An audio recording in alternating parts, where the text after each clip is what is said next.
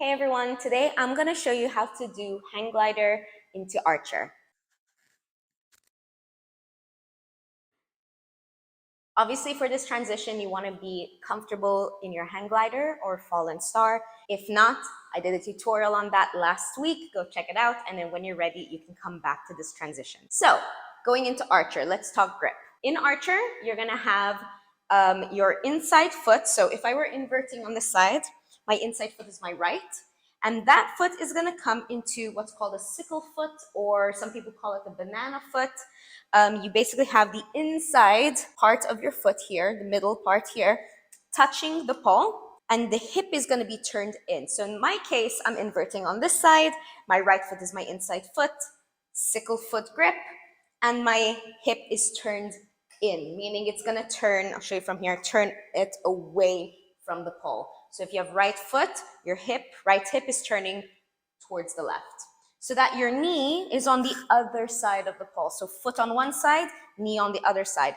It is not like this, okay? So you want to make sure the hip is turned in so that the knee goes to the other side and you have your shin rubbing against the pole. That's going to be important for grip. If you were inverting on this side, your inside foot would be your left foot in sickle foot, and your left knee turns to the other side of the pole. So you have your shin touching the pole. As for the inside arm, that remains up high, just like it would in your hang glider. And the outside hand, the one that's grabbing the pole underneath you, is going to come into this grip, wrapped around the pole. Some people end up doing this, pushing against the pole. You don't need to push against the pole. Bring your elbow around. You want to caress the pole. You want to pull it in nice and close. From the hang glider, I'm going to show you what that looks like on this side first. So outside leg hook, you already know how to go into your hang glider. You followed last week's tutorial. So from this position, my inside foot, you need to know which is your inside foot before you go upside down, because when you're upside down, nothing makes sense anymore and it gets confusing. So I know my right foot is inside. I bring it up, look at the pole if you need to. There, sickle foot. But see how my knee isn't on this side?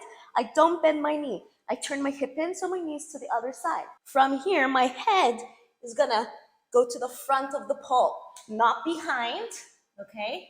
To the front. You want the back of your neck touching the pole. Bottom hand slides up, and I can bend my free leg.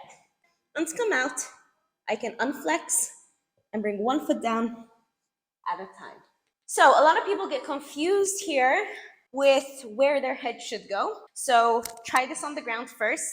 If you were inverting on this side, you're going to take your left hand. That would be the hand that's underneath your head in your hang glider. Here, you're going to bring left shoulder to the pole. Right hand is up. I'm going to show you from this side as well. So left shoulder, left hand.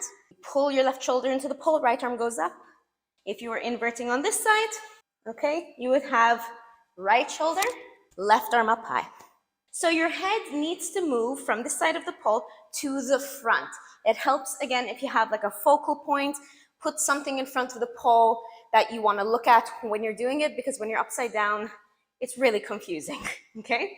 As for the outside leg, once you have your sickle foot grip, the second leg is gonna pull away from the pole. You wanna distance it from the pole, and it's gonna bend knee into chest. When you're there, you also wanna think about sliding your butt down, letting your hips drop so that you feel more grip in your foot. This one might pinch or rub against the inside of your foot and your shin, but that's how you're holding yourself on the pole. Let's do it again. I'm gonna show it to you on this side this time.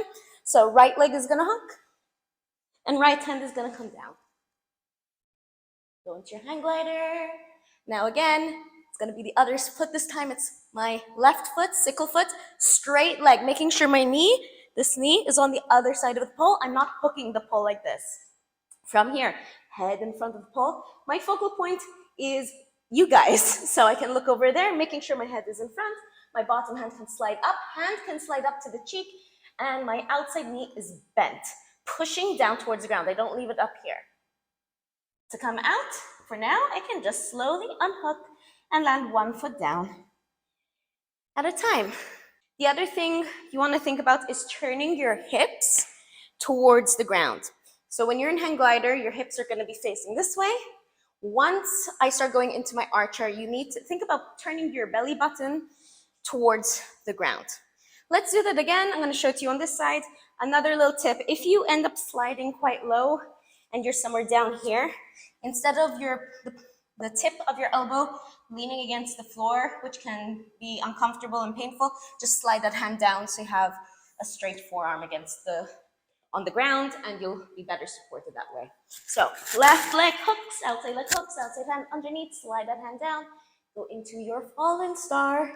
Inside foot finds the pole, head moves in front, slide the bottom hand up to your cheek, bend the free leg, and you're in your archer position. Again, if I was really low, I could bring my hand to the base, elbow on the ground, and I'm still able to hold it here. So notice my hips, I've turned my hips towards the ground, I sink my butt down.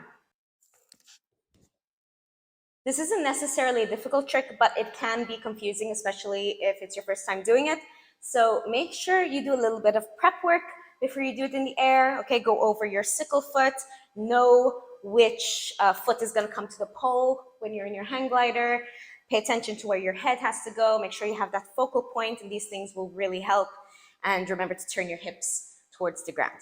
Good luck training this one. This is one of my favorite transitions to teach because there's so many cool things you can do once you have your archer position.